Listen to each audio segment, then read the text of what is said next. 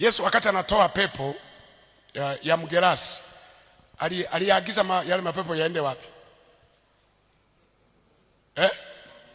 Kwa nguruwe. Si wahubiri tunahubiri sana huo mstari. Mapepo yakatoka yakaenda kwa nguruwe.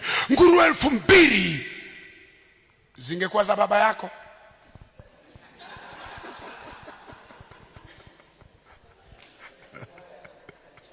Yaani wewe umekopa pesa benki, umeanzisha mradi wa nguruwe, unasomesha watoto, unajenga, alafu mtu anakuja kutoa pepo, inaondoka na mradi wako wote.